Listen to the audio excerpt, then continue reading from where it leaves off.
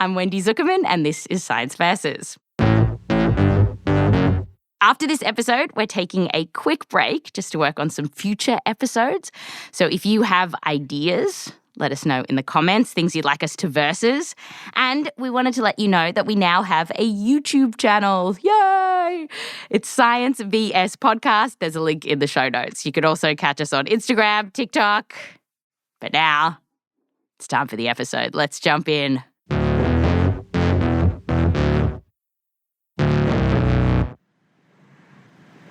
I'm on an illegal mission today.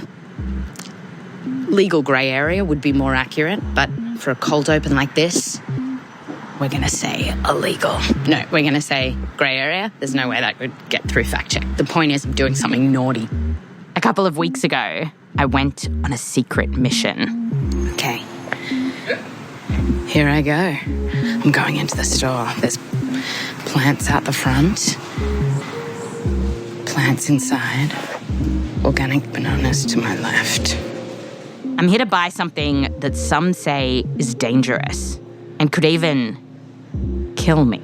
The chocolate milk drops. I bet there's carob somewhere around here. God only knows. Oh my gosh, there's an empty... It's a completely empty fridge. There's one left. One left. I found it.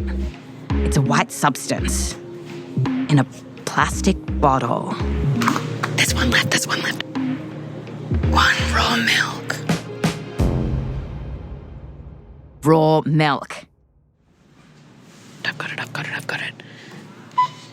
Hello. Hi. But should I drink it? Thank you. The card? Yes, please. Sure.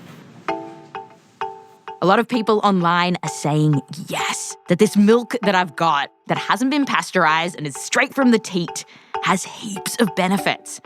They say, just look at the science. Raw milk, raw dairy in your diet is definitely going to improve your health. Raw milk protects kids from asthma, eczema, and allergies. It is packed full of gut-healthy bacteria. You heal your microbiome. God intended milk to be raw. If he didn't, he would have put a pasteurization chamber on the udder of a cow. Raw milk fandom has even hit the other echelons of society.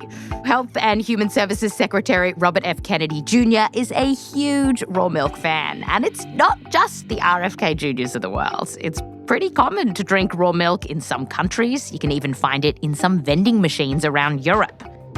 But of course, there is a flip side to this story. The raw milk naysayers who reckon that raw milk is dangerous. It's actually illegal to sell raw milk for humans to drink in Australia and in some states in the US as well. I had to find it in the pet food section of the store. So why are people worried here? Some people keep trying to act like drinking raw milk is unlocking some secret level of health. Well, I want to say congratulations. It unlocked diarrhea, fever, stomach cramps, nausea, and vomiting. The only reason to drink raw milk is if you ever wondered, hey, I wonder what it's like to die from having too much diarrhea. So who's right here? Could drinking raw milk be the thing you need to help your microbiome, your allergies, your asthma? Or are you going to die from having too much diarrhea? Today on the show, we're going to squeeze the teat of science until we've filled our bucket with facts around raw milk. Because, there's a lot of... God intended milk to be raw. And then there's science. Science versus raw milk is coming up just after the break.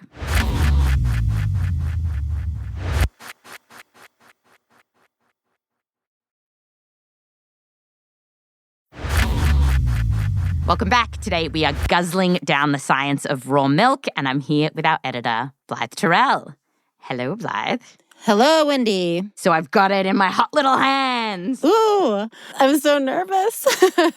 I should say, so it says pet milk only. And what's funny about the health food store that I bought it at is, so you go to the milk section with the regular pasteurized milk, and then they have a sign that says, if you want raw milk, go to the pet food section. But there is no other pet food sold in the quote-unquote pet food section. Across the store, there's just a fridge with raw milk, and that's it. Wow, that is cheeky. Yeah. Okay, so let's open this raw milk. Once it's open, Wendy. Then it really becomes like Chekhov's raw milk. Yeah, okay, here we go. There it is. So you're just going to put it there next to you, right? You're not having it now. Nope. The question is, Blythe, am I going to drink this? It sounds like maybe you need some science before you can make that call. I believe so. So tell me, Blythe, let's start here. What is different about this raw milk compared to regular milk that you would buy at the store? Okay, so the key difference is that it has not been pasteurized, right? And I can tell you a little bit about pasteurization. Thank you. So what we do when we pasteurize milk is basically we heat it up, usually to 161 degrees Fahrenheit, 72 degrees Celsius. Thank you. For you and those like you, for like 15 seconds or less. And when we started doing this at scale, it was about 100 years ago. Okay. And that, Wendy, was partly because milk was making people sick. Actually, a lot of the time with things like tuberculosis. Like the cows would get tuberculosis. Oh. And like it would come out in their milk and people would drink the milk and get TB. Wow. Oh, I didn't realize TB. Yeah. Okay. So they start pasteurizing the milk and it works. It kills the bugs. Kills the TB. Yes. It becomes the thing we do in the US, right? And in a lot of other places. And so I guess now the movement is saying we're killing too much in the milk. Right. Perhaps it's overkill. Overkill. Like, a big argument is that we're getting rid of microbes that actually like would make our guts stronger if they hung around. Right. We're getting rid of the bad microbes and the good. And that's where I want to start with this argument about the microbiome. And so to find out if that is true, I called up this guy in the dairy capital of the United States. My name is John Lucey. I'm a professor in the food science department here at the University of Wisconsin-Madison, and I'm also the director of our Center for Dairy Research. And that is not all. John is from Ireland, and also... I grew up on a farm too, so a dairy farm as well. And I also worked for a couple of years in New Zealand, another dairy country. So, Wendy, I brought you the Dairy King. Yeah, he's perfect. He's perfect. And so I asked John about this argument that raw milk is good for your gut, that it's kind of a probiotic, basically. Yeah. And so John told me out of the gate that there is a really good reason to be skeptical of this. And it comes down to the fact that generally, if you've got a healthy cow, the milk doesn't pop out of the teat chock full of bacteria. There's very little bugs of any description, good, bad, or indifferent, in milk. That's where the science is right now, is not that there's a really important good bacteria flora in the raw milk. That's just not where we're at right now. The science isn't supportive of that.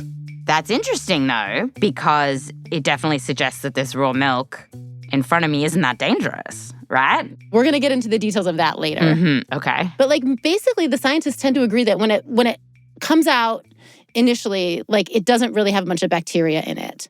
And this actually makes intuitive sense because if you think about like the dairy that we eat that we know has good probiotic stuff in it, like yogurt, that stuff is fermented, which means that you've added that bacteria to it. Of course. You're thinking about yogurt, kefir, things like that. Yeah. And even if there were like a tiny bit of good gut bugs for the microbiome, it wouldn't be there in the amount that it would need to be in order to actually do anything inside your gut. Yeah. Because for a probiotic to work, scientists generally think that like it has to have a lot of these bugs. Here is John on that. So if you buy a probiotic supplement and you look at the fine print, they'll say it contains per gram millions and billions and whatever of bugs. And because numbers are important for these benefits, it's not like, because your own gut microbiome is in the bazillions, Put it off the chart. Yeah, the analogy that I always hear from researchers talking about the microbiome is that if you imagine your gut like a rainforest, and then you drink some milk and say it's like a pigeon comes in to the rainforest. It's not gonna change things. It's not gonna flourish. Right. That space is taken. Right. Well, exactly. So you can't just like sprinkle in a few things and expect to like fix your Literally. Right. So John actually told me that to do the kind of thing that people are claiming that the milk could do, The milk would need 1 million per gram of bugs. And if the milk had 1 million per gram of any bugs, it would already start to be sour. of anything. Anything. So to me, this is what makes the microbiome claim fall pretty flat. Like, it does not make me want to go running to the local farm for a warm, frothy glass fresh from the udder. All right. So the next claim let's look up is this idea that it can prevent allergies and asthma. Yes. Anything to this? This one, Wendy, is like a lot more interesting, actually. Ooh. This is the one that made me go, All right. Can you hear let's intrigue? hit it, Yes. Blythe. Yeah. Yes. This is a big one that people say, right? They say that if you give kids raw milk, it can help prevent allergy, it can help prevent asthma. And actually, if raw milk could do this, it would actually be a pretty big deal because these conditions, asthma and allergies, they're super common in kids. I talked about this with Professor Christine Seroogy. She's a pediatric allergist and immunologist who's also at the University of Wisconsin. And she says asthma can be really serious. It is the number one reason for admission to the hospital for a child. Asthma and wheezing. Really? The number yes. one reason?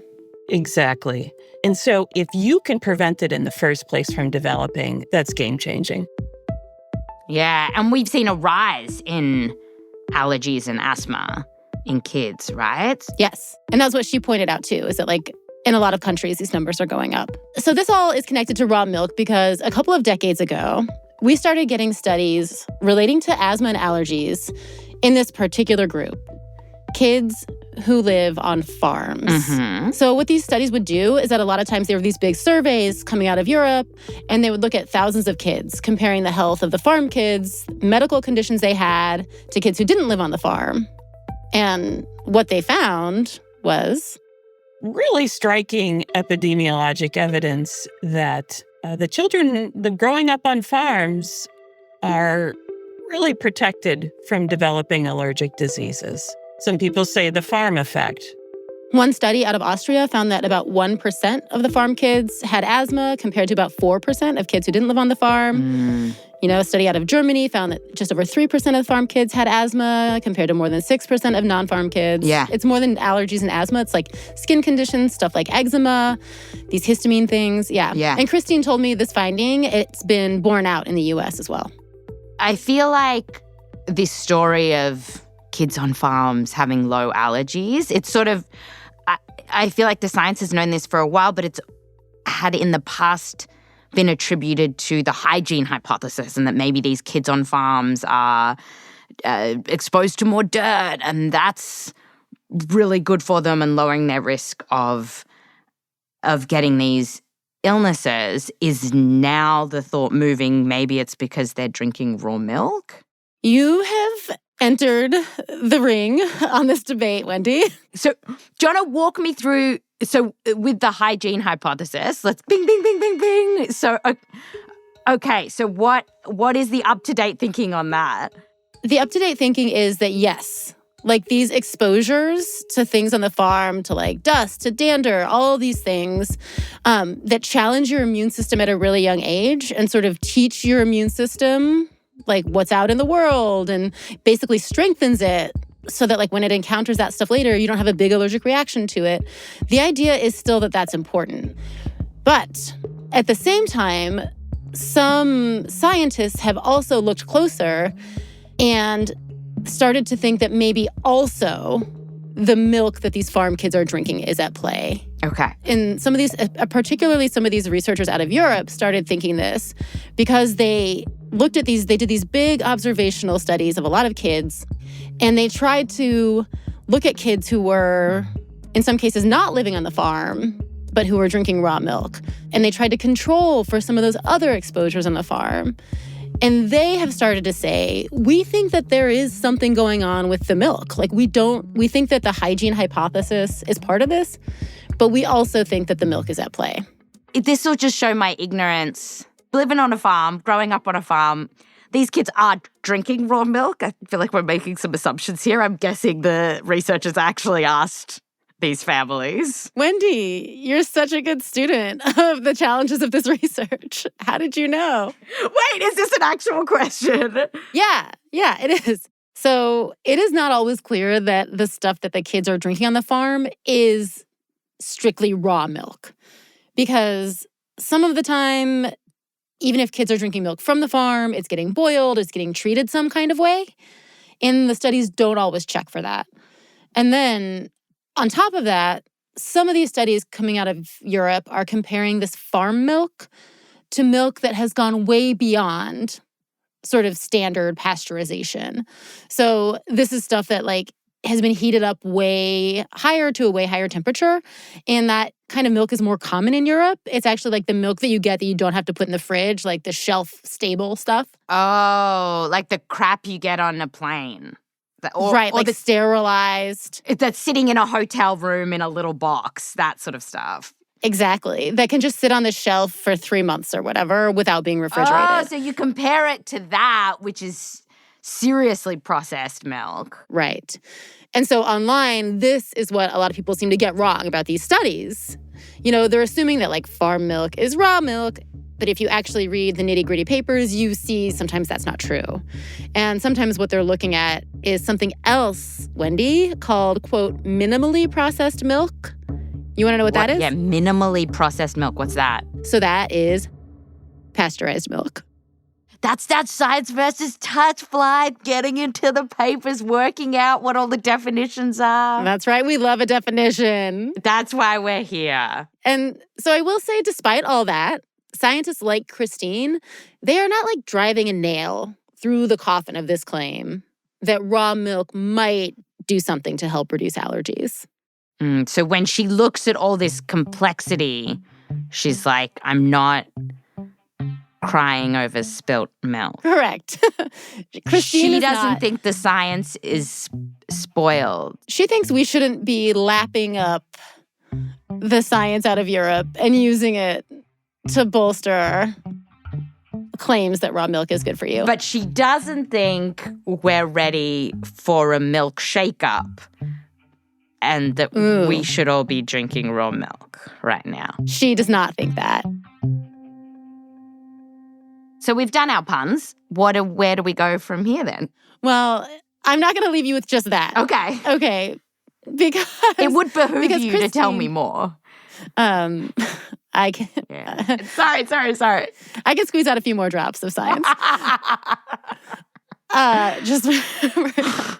Okay. We've really milked this for all it's worth. Oh my God. I'm going to put my dipper back into the pail, Wendy, and pull out more science for you. Okay. So Christine actually was part of a study that I did think does some work here to help us parse out how big of a deal raw milk might be. If there's a signal, how much might that matter compared to the other stuff people are exposed to on the farm, right? And so Christine is based in Wisconsin, and she works with a lot of people. She studies a lot of different families who live on farms.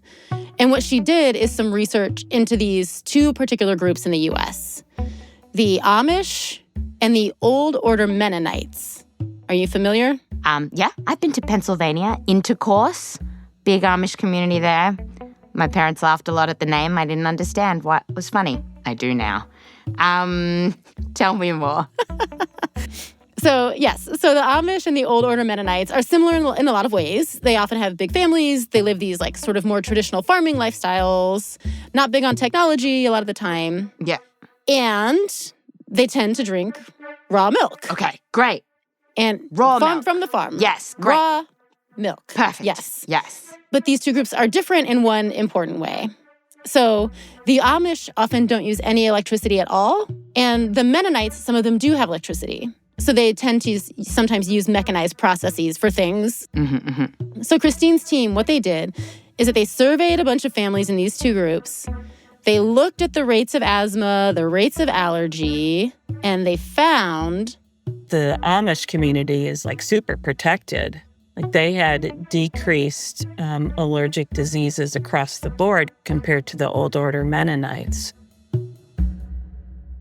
this might suggest that what matters here is that they're doing all this stuff by hand with the animals. So that animal contact is what's important. So what you see in like an Amish family, and I'm speaking generally here, right, is that people are in the barn, they're like one-on-one. They're milking the cows by hand. They're in the cow shed. It's not about drinking the raw milk. It's about all that time with the animals. That is a suggestion that the time with the animals could be more important. Which is back to the hygiene hypothesis. That's bing, bing, bing. Exactly. Hygiene hypothesis. Bing, bing, bing. Yes. Yes. Another scientist told me that in Amish households, a lot of times it's the women who are doing the milking. So they're in the barns a lot, including when they're pregnant, maybe including when they have really small babies, and that the kids are involved. And so there's like just a lot of exposure one-on-one with animals that if you have like a mechanical milking setup or like a more mechanized farm, you're on the tractors, all this stuff, you're just like not up in it with the animals nearly as much. Got it. And the thinking is that might be, we don't know for sure, but that might be the bigger difference maker here. So like even away from the Amish and the Mennonites, just sort of bigger picture, Christine's group, they study a lot of farming families in Wisconsin, and they will ask them, is the child going into the barn? And if so, at what age? I mean, that makes a difference. And getting exposed to that barn environment in the stable, like that is another protective signal. At what age is it most beneficial for the kid to be in the barn? Yeah, I mean, it's a good question. The data from the epidemiologic studies strongly suggests that this needs to happen early in life. In the European studies have suggested that even begins in utero. So actually what we need to be doing is taking our kids to the farm or going to farms when pregnant to reduce the risk of allergies and asthma. That's where we're at. Yeah, which is sort of a little bit of an annoying answer, right? Like, because not everybody has access to that kind of thing. But the other thing Christine told me is that, like, get a pet, get a dog. Like, that also is a good way for your kid to be exposed to this type of stuff early in life. So where we're at with the research at the moment, this raw milk in front of me, not packed with good bacteria, and probably not going to be the thing to help me with my allergies or reduce your kids' chance of having eczema, allergies, and asthma in the future. Is that where we're at? I think that's right. It's possible there's some kind of link with allergies and asthma. Not really a slam dunk. Okay. How are you feeling about the idea of taking a big old gulp of that? I mean, less interested than when we started, I've got to say. But I'm also less worried about it because John said there's probably not that many bad bugs in here. But is that... I'm going to have to stop you right there. Oh, okay. Let's talk about that after the break.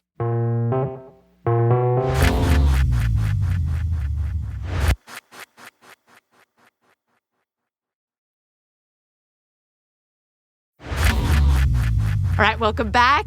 I'm here with Blythe. We are suckling at the teat of raw milk research. Absolutely. Yes, we are. Okay, so now we are on to the risks. How dangerous is this glass of milk in front of me?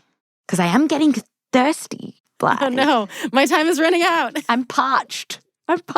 Right. Okay, let me tell you. Even though, like John said, the milk doesn't start out with a bunch of bugs in it if the cow is healthy, of course, sometimes the cow is not healthy and gnarly stuff can get into the milk that way. So actually, astute listeners of the show will remember from our bird flu episode that cows can get bird flu, and that can get into their milk. Yes, that's right. But even if the cow is healthy, you have something else to worry about.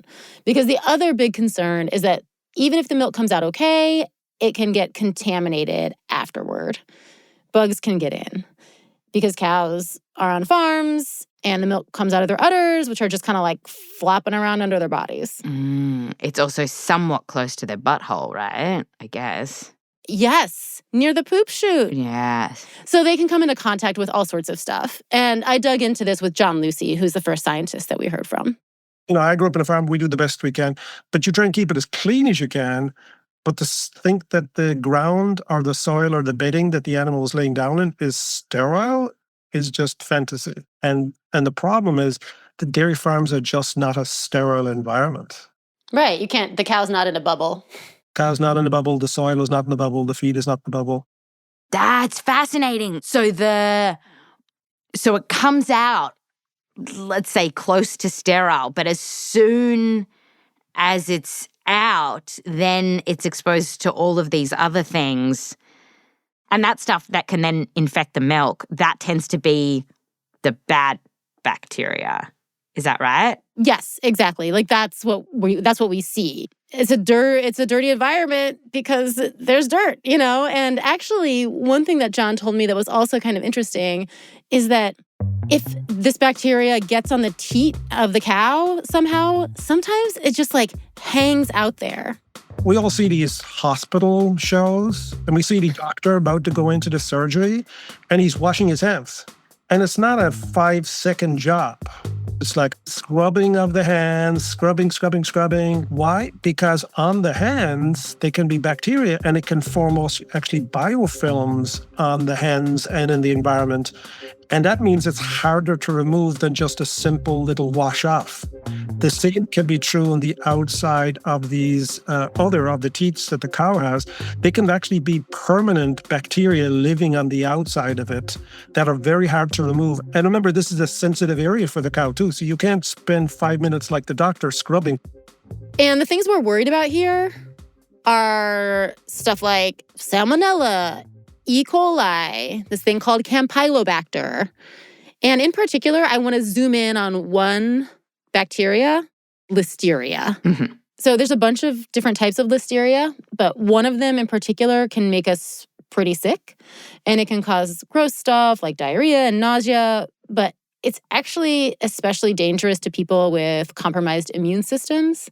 And if you're pregnant, it can kill the baby. And Listeria is kind of all over the farm. You can find it in the soil. You can find it in the cows a lot of the time, at least in their crap. Here's John again. I'll give you just an example. One of my colleagues here at the University of Wisconsin did a study of a farm here in Wisconsin, and she literally went out and sampled poop from these animals and cows. Mm-hmm. 90% of the animals were carrying Listeria monocytogenes.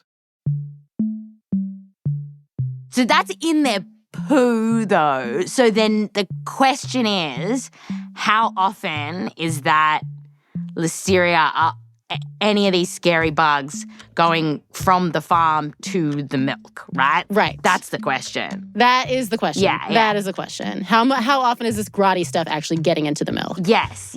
And so one way that scientists try to figure this out is that they look at the milk at the dairy, because it comes out of the cows, it all gets collected up before it gets pasteurized, right? Yeah. And what happens is it gets collected in this big tank called a bulk tank. Okay. And scientists, what they'll do is they'll take samples from a bunch of tanks and they'll actually analyze them to see what's in there.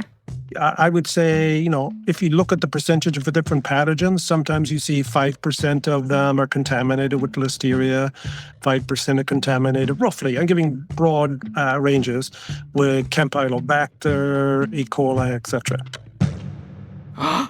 Yeah, so when they look at these samples, about 1 in 20 of them have one of these nasty bacteria inside them. But if you amalgamate all of them and you ask a slightly different question, John, how many bulk tanks in many of these surveys have at least one pathogen? Mm-hmm. Sometimes it's as high as 20 to 30% have one pathogen present in the bulk tank. Whoa. Whoa, there's no way I'm drinking that. You don't like those odds? No way. At the upper estimate of 30% in the bulk tanks? Whoa. And why would you give that to your pet? Or your kid, Wendy. Right. So, I mean, the bottom line is like it's pretty common to find creepy stuff in the milk. Like John talked about those numbers. I found a study out of the UK that looked at raw milk that was actually for sale. And it found that 40% of the samples they looked at had some kind of problem with a risky pathogen. But then but then not everyone who will then drink these microbes in their raw milk will then get sick, right? Some of them, their immune system will deal with it. So how often are people getting sick from drinking raw milk? Yeah. I mean, it's a great question, because like, look, some people drink raw milk and they are totally fine. It's not like they're drinking arsenic, right? But there have definitely been some disease outbreaks. So this one CDC study looked at about a 20-year period and found more than 200 outbreaks tied to raw milk in the US, getting about 2,600 people sick. Just this year, there have been a couple of outbreaks in the headlines. There was an E. coli outbreak that was linked to this raw cheese. In Idaho, almost 60 people got sick from raw milk, a bunch of them from Campylobacter. And look, when you look at the raw numbers, Wendy. Yes, nice. People are more likely to get sick from other foods. Stuff like seafood, maybe leafy vegetables like spinach. That is true. Uh-huh. But with raw milk, what freaks out scientists like John is that a lot of the time with these outbreaks, the people who get sick are kids. Children end up being the largest percentage of hospitalizations for raw milk outbreaks. They don't have a choice. They don't know anything. They've been mom and dad are feeding it to their kids. Those are the ones that I get most concerned about. And depending on which study you take, sometimes it's like a quarter or more are sometimes under the age of 3 and 5 years old. Like, people are thinking, I got to expose my kids to pathogens. Are you serious? They could end up in hospital? That's the problem. And earlier this year, this is actually how raw milk kind of got on my radar, because there was a listeria case. So this woman in New Mexico apparently drank raw milk during her pregnancy, and she lost her baby. Because of a listeria infection. She had a listeria infection. Yeah. Oh, God. So, like, not common from what we can tell, but these outbreaks, when they happen, people can die. I mean, this is exactly why it's so devastating, right? I mean, I don't know what was happening for this woman during her pregnancy, but more broadly, you see these trends and these influencers and people saying, damn the establishment, what do they know? Raw milk is the answer. Pasteurization is a farce. And then this is the ultimate conclusion. Of course it is. Then people thinking, I've got to be drinking raw milk to help my unborn child and reduce the chance of them getting allergies. And then they're missing the bigger picture that is listeria. Right. And the stakes are just really high because it's not common for those horrible, horrible things to happen. But when they do, it's awful. They're awful. Yeah. Yeah. I just want to spill that milk right in front of me. But there's carpet. I don't want to have to clean that. So, I mean, it's really feeling like this raw milk. This raw milk's not coming back from that up, right? No, I don't think so. And I mean, just to say, like, some raw milk producers, of course, they'll say, like, listen, we try to avoid this. We keep things clean. We try to test for bacteria.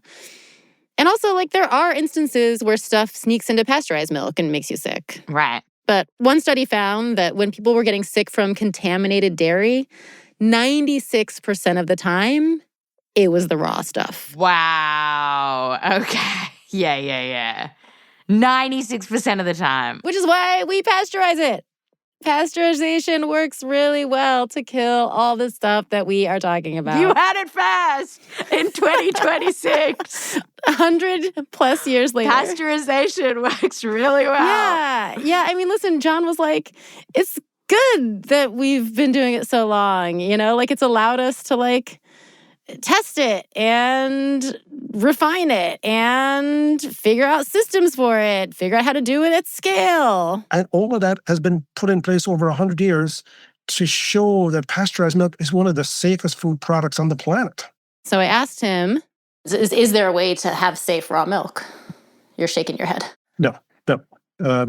It's a foolish and risky thing to do. I don't want to be called foolish by John. So what are you going to do with that milk?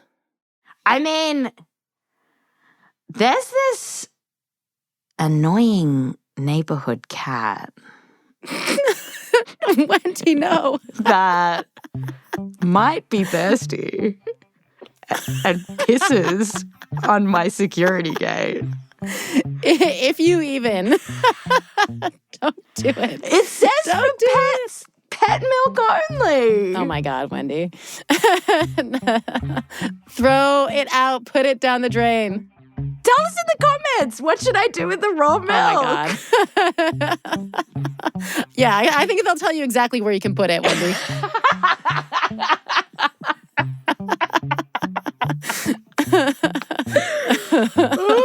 That's science versus. I'm not going to give it to the cat.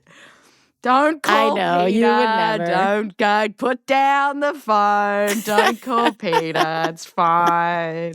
How many citations are in this week's episode, Blythe? There are 72 citations in this week's episode. And if people want to see them, where should they go? They can find a link to our transcript in our show notes. Thank you, Blythe. Like I mentioned, we just started a YouTube channel, so you can come and find us at Science VS Podcast. That's where we are. There's going to be a link in the show notes. And while you are looking at the transcript, you can click on it and find us there, see some of our video episodes. And Blythe, like I said at the start of the show, we are taking a short break. Yeah, just a few weeks. We'll be back. In a few weeks. All right. Bye. Bye.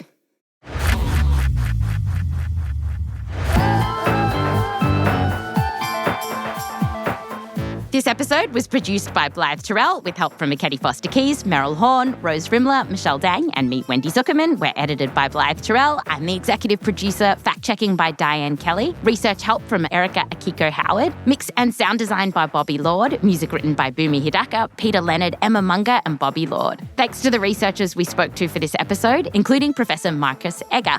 Thank you so much for your time. Thanks to Elsevier for sharing your raw milk book with us. Thanks to the Zukerman family, Joseph Lavelle Wilson, and Jack Weinstein. I'm Wendy Zukerman. Back to you next time.